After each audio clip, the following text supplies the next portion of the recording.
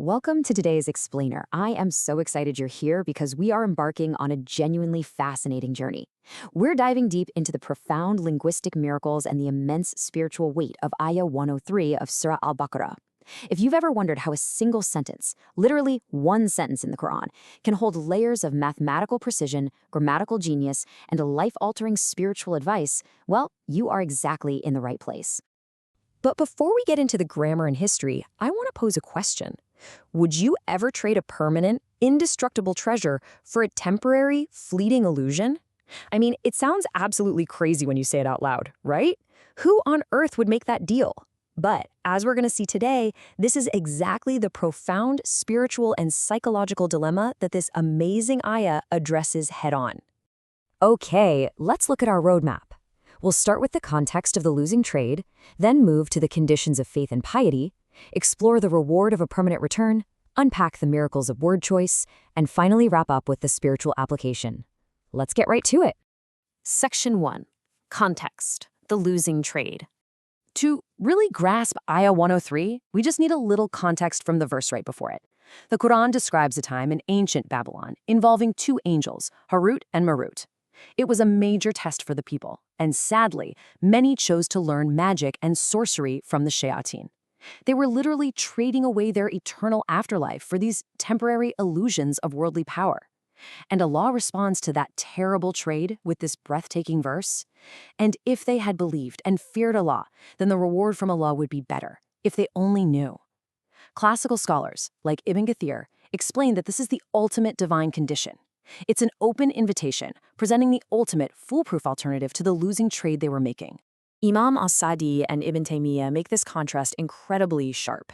Think about the reality of the magic those people were chasing. It was built on falsehood, injustice, and ultimately it only brought temporary harm that did absolutely nothing for them in the next life. On the flip side, faith, or iman, is absolute truth. It brings you closer to Allah and results in a reward that is permanent, no strings attached. Section 2. Condition, faith, and piety. So what exact conditions does Allah require for this winning trade? The verse says, if they had believed and feared Allah, meaning iman and taqwa. But here's where it gets really interesting. How does Allah describe what you get in return? The verse uses the specific word mathwaga for reward. But wait a second. Doesn't the Quran normally use the word ajr for reward? Why specifically use mathwaga here? It's a fantastic puzzle. Dr. Fadl al-Samarai points out a beautiful linguistic distinction here. Ajr is essentially a transactional wage, like a contract for physical work. You do X, you get Y, a paycheck. But mathwaba is totally different. In the Quranic usage, mathwaba is a divine, beautiful reward that returns to you multiplied in absolute goodness. It's not just a flat paycheck. It is an exponential blessing. And Imam al-Sharawi gives us this stunning metaphor to explain it. Mathwaba comes from the Arabic root word thaba, which simply means to return. Interestingly, it's the exact same root for the word thob, which means a garment or clothing.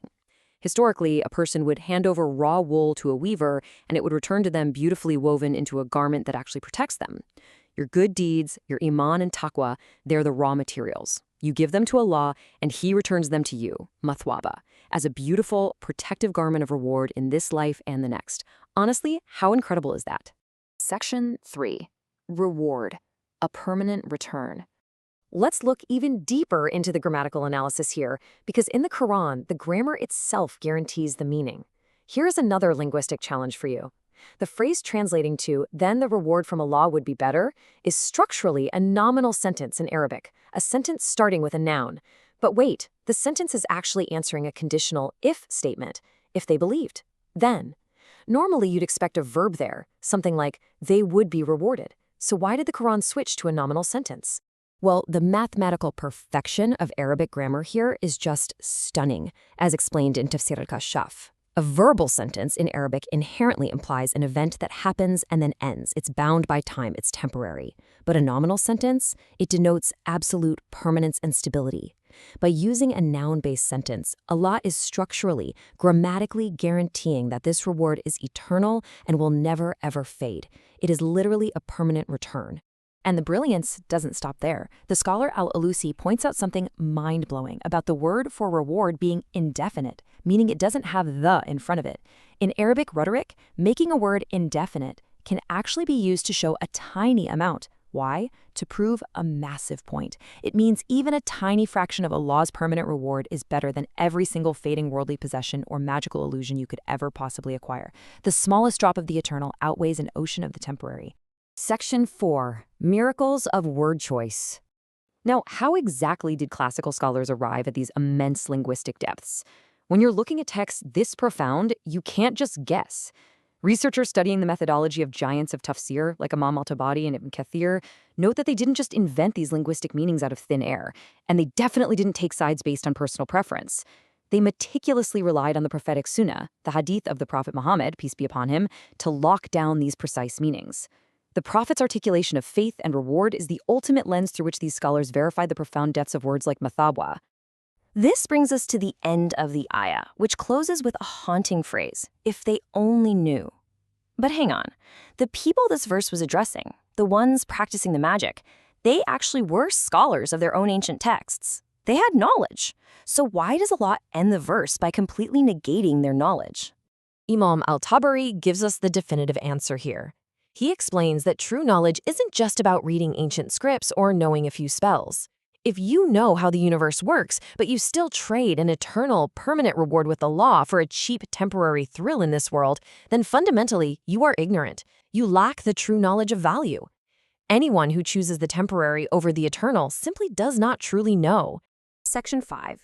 Spiritual Application. So, the crucial point is, how does this apply to us today? Let's bring all this heavy linguistic theory down into our everyday lives. Remember Imam al-Sharawi's metaphor of the garment? Applying iman and taqwa isn't just an abstract, lofty concept. When you practice taqwa, God consciousness, you are literally weaving a spiritual shield, a garment that protects you from the fire. Your righteous deeds cover your spiritual flaws, just like clothes cover the body.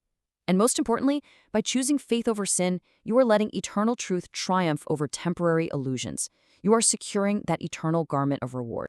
Which leads me to leave you with this deeply personal, provocative challenge. We might not be living in ancient Babylon dealing with literal magic, but ask yourself, what temporary magic are you trading your permanent reward for today?